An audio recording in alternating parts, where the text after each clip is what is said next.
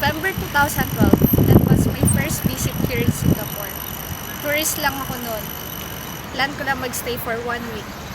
Day after day, I met some of my friends who's also working here in Singapore. Sabi nila, Dang, try mo kaya mag-apply dito sa Singapore? Sabi ko lang, okay. Pagka uwi ko ng bahay, napaisip ako. So ayun, nag-decide ako to stay here for 1 month. Until one Sunday, while on my way to church, I met Ate Renette. Siya pala yung gagamitin ni God para mapunta ako sa isang family na makakasama ko pala dito sa Singapore. And here I am, napunta ako sa Tampines. Na-meet ko sina Ate Arlene at Kuya Eric. Si Ate Arlene yung nag-brief sa akin sa mga house rules. At isa sa mga sinabi niya yung every Tuesday meron silang cell group. Wala akong ibang inisip nun kundi makahanap talaga ng trabaho. Lalabas ako ng room, makikita ko si Ate Arlene. Yung kakain ako every morning, nag-share siya sa akin ng mga verses. Isa sa shinare niya yung Matthew chapter 7 verse 7. Sabi doon, ask and it will be given to you. Seek and you will find. Knock and the door will be open. Sabi pa niya sa akin, Dang, alam mo, may magandang plan si God kung bakit ka nandito. His will is pleasing and perfect. Tapos siya yung nag-encourage talaga sa akin na umattend ng cell group at nangulit siya sa akin na umattend ng Sunday service. Until December 10, 2012. Natandaan ko yun kasi yun yung unang visit ko sa church nila sa IF Singapore. Invited guest lang ako noon. Nabigyan kasi ako ng invitation ni Ate Arlene. First time ko makamit ng pastor. First time ko na mamit ang mga tao. Pero feeling ko, matagal ko na silang nakilala kasi napagkwentuhan. Tapos, nakasali din ako sa isa sa game nila nung Christmas party na yon.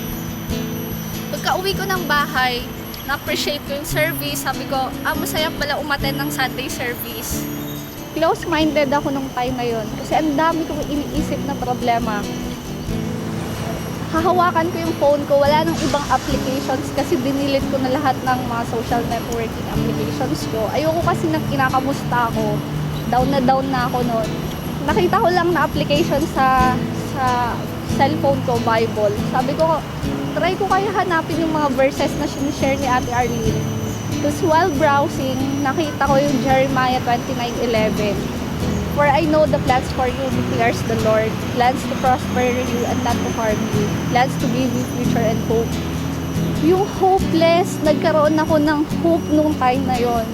February 8, 2012, umattend ako ng isang cell group sa Chinatown. About salvation ang topic nun. On how to have a true relationship kay God. Hindi pala mahirap magkaroon ng tunay na relasyon sa Kanya. Just profess and accept Jesus Christ as your personal Lord and Savior with all your heart. In that moment, Ate Dolor asked me, sabi niya, Dang, are you ready to accept Jesus Christ as your personal Lord and Savior? Sabi ko, yes, ate. At doon nagsimula ang tunay na relasyon ko sa Kanya. Doon na din nagsimula na iba na yung prayer ko sa Kanya. Sabi ko, Lord, I know it's not too late na mag-reach out ako sa iyo. Give me a chance to know you more. 23rd of February 2013, I was baptized. I thank Kuya Eric for helping me understand the true meaning of baptism is not a change of religion. Yun yung declaration ko na I surrendered my life kay God. Ang na-enjoy ko nung time na yon, yung encounter ko lagi kay God. Tapos nakalimutan ko na yung pag-aalala ko sa paghahanap ko ng trabaho, nagkaroon ako ng contentment sa buhay, kahit wala akong work. Sometimes we're focusing dun sa answer ni God sa mga bagay na hinihingi natin sa Kanya.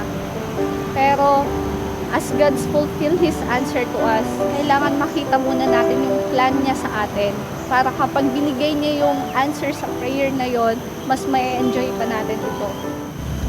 Doon na din ako nagsimula na maglakbay discipleship kasi gusto ko nang mag-commit sa church.